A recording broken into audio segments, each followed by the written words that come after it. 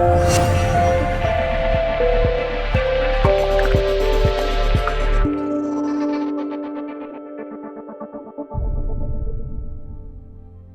name is Angelina Ramirez, and I am the CEO at Stavros Center for Independent Living.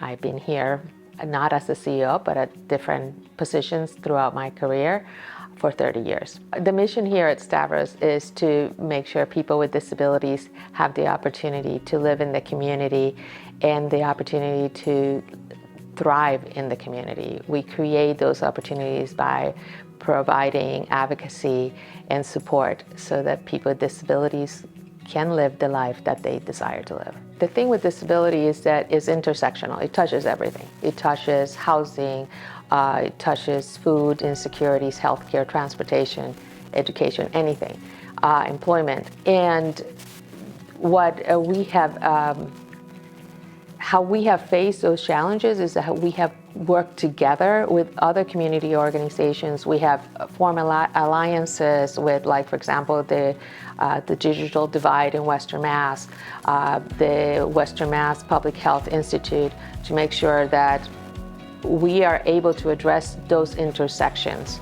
And that, being able to collaborate with other organizations have made us stronger. Things that we couldn't do before, we're doing now. When I started at Stavros, I was a secretary, and you got to see people coming in, but you didn't necessarily get to know what was happening. One of the things that I have learned through my 30 years is to advocate for people with disabilities and for people with disabilities. And we have seen how there was no ramps, there was no access to restaurants, to transportation, to healthcare. And now we are seeing how that is different. And now our mission has kind of not shifted, but what we do about the mission is different. Because instead of fighting to make sure people get transportation and have a seat in a bus, now we are fighting to make sure that Uber picks them up and don't leave them stranded. So we have seen a lot of change from the passing of the ADA.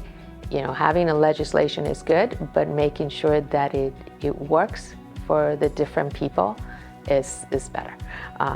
So that's a lot of change. And another change that I had seen is that we used to fight for a seat at the table with other community organizations and talking about things that interest and are part of the needs of people with disabilities. And now we are being called upon to change things and be part of those communities. So very different. At Stavros we say that it takes a village, and mentorship has been a village. To me, Jim Crunier, who was my predecessor, he was very influential in my journey. He believed in me when other people were not necessarily believing in me. Julia Myers have been always the person that looks at all the ramifications of stuff, so she had taught me how to do that. Not as well as she does, unfortunately.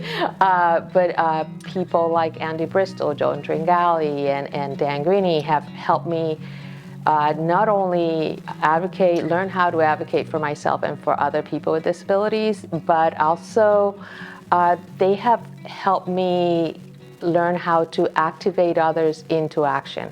And that is something that is not easy to do, but they have mentored me through that, and that's been great. What I would like to see is for people to take charge of their own lives, for people to look at themselves and say, I can do this. And often what I encounter is that we, as people with disabilities, see so many barriers in our way that we forget that we can get a job, that we can be part of the community, that we can serve in different ways.